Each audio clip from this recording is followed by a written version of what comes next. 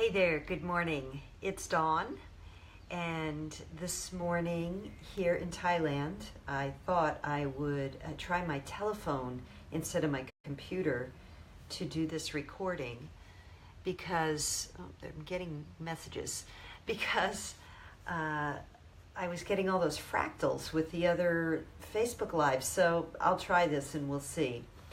I've been sitting in meditation for a bit here and still not certain what this is meant to be about. So I'm going to take a moment now and just tune in and notice what arises and what might be in service to all of you to deliver as a little message for today. So I'll be with you again in a moment.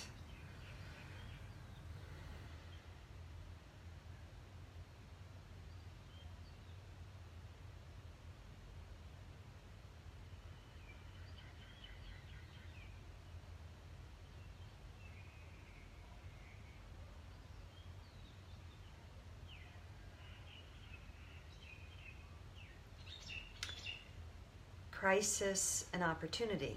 Crisis and opportunity. We're living in times right now where when we look outside at the world, there's a tremendous amount of crisis going on. And to some degree, that is true. To some degree, that is a media spin to keep people contracted, separated, and in fear. So both of those are happening. Nonetheless, crisis is one side of a coin of opportunity. Crisis is one side of a coin of opportunity. And when we flip the coin and choose to see the opportunity over the crisis, within the crisis, the opportunity that emerges when the crisis opens, we have the chance to make something new of a situation. So I'll give you a couple of examples. There's the crisis of environmental degradation. And sadly, it's pretty vast and widespread because people are not, the masses are not aware of it and not making too much effort. And there's a lot of baloney around what that really is. So, for example, drinking water out of plastic bottles, thinking that bottles are being recycled when they're actually being sent to India to make huge piles of garbage that the destitute live in. So it's a real crisis. It's a crisis. However, there are a few extraordinarily creative people who see this crisis as an opportunity, a creative opportunity to come up with new solutions to reduce, reuse, recycle, but also to clean up pollution on the planet. Maybe that's not a perfect example because, it's such a crisis. And yet at the same time, there are people who are stepping up and they are creating extraordinary solutions. And again, you won't hear them on the mainstream, but you do a little bit of research online. You'll find some of the amazing things that people are coming up with to clean up pollution in the oceans, in the air, the plastic bottle situation. People build houses and use plastic bottles as part of the insulation. So seeing the crisis and creating an opportunity for something new to emerge. Let's see, what's another example? Well, the current president of the United States looks like a huge crisis. How could we have this person leading a country, a nation? But in that is an opportunity, and the opportunity is to see, wow, we really have to make some changes here. We really have to wake up and pay attention and do something different and start asking hard questions. So those are two. Let me just tune in here to see.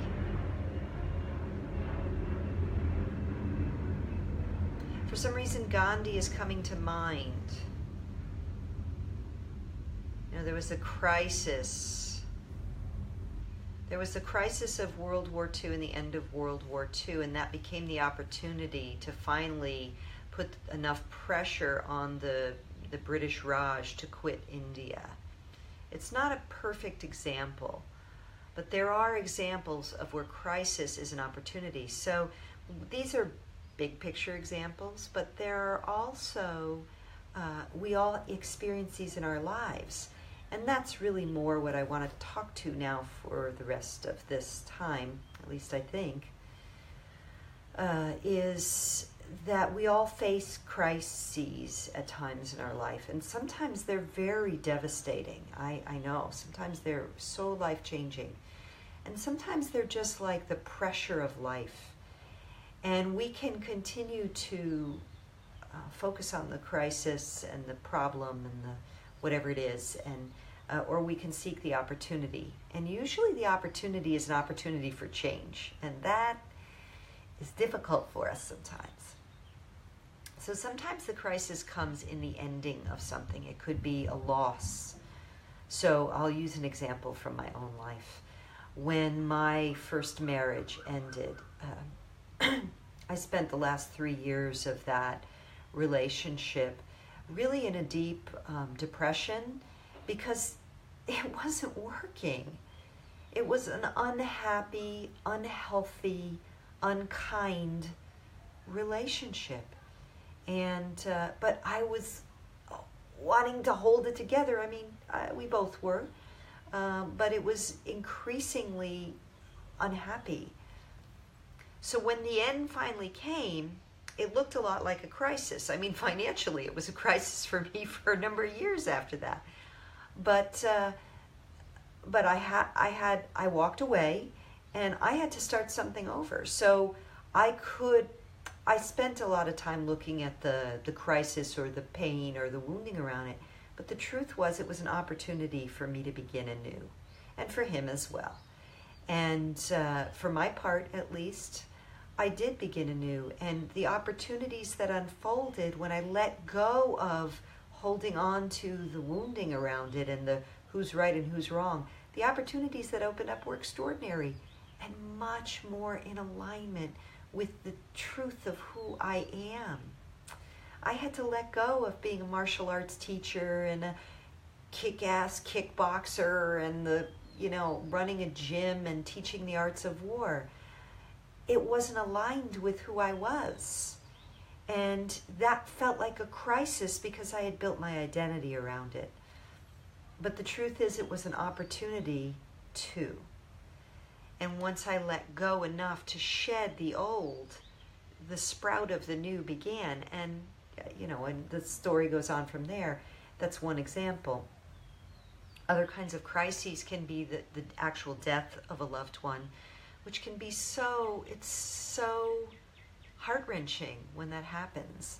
And if they've had a prolonged illness, there's a lot of exhaustion for the caretakers and a lot of struggle and suffering in this sort of drawn-out goodbye, and followed by recovery period. And it looks like a crisis, and in some sense at the time it is.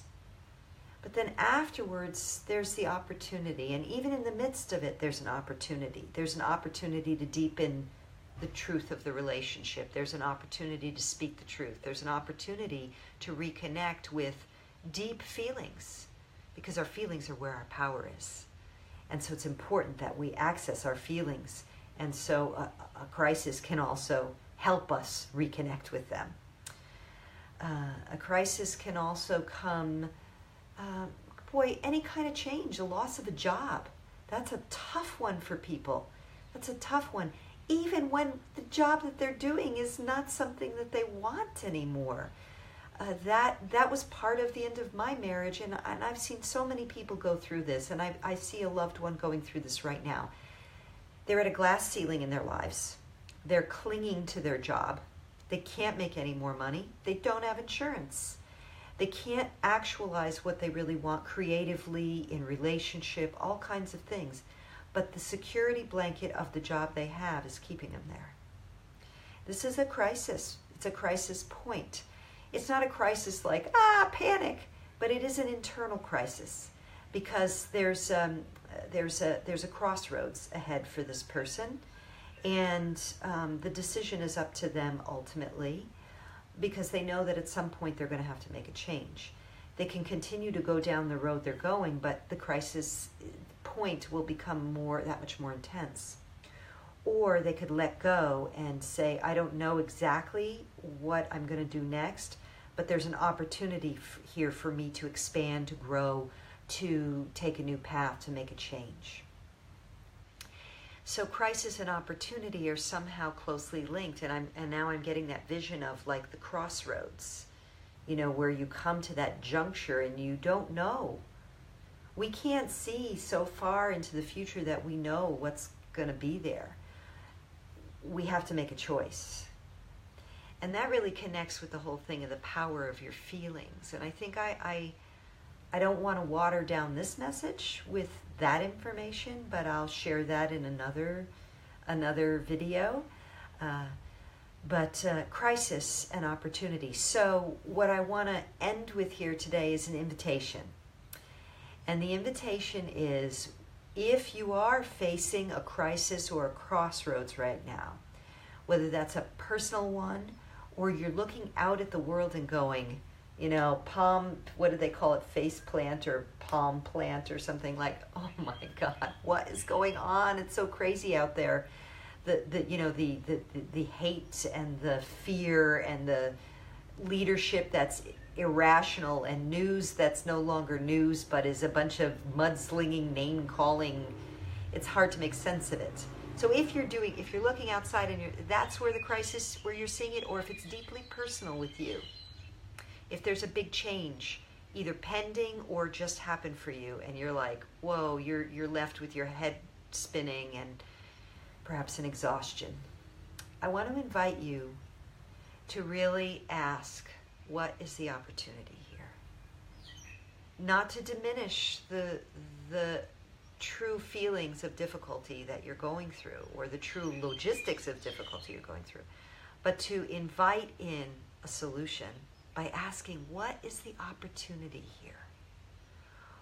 What could potentially unfold? What would I like to see unfold?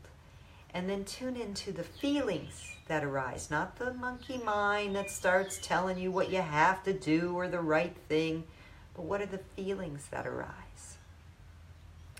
Many years ago, when I was a young woman and I was studying herbalism, I had a herbalist teacher who said, every illness, every time you have a sickness, an illness, an ache, a pain, ask, how does this serve me, and how do I make it my ally?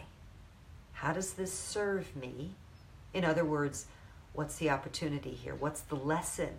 What's the healing that's needed? And how do I make it my ally? How do I learn from this so that I can grow? So, what's the opportunity in the crisis? I wish you many blessings and a beautiful weekend. Thank you for listening.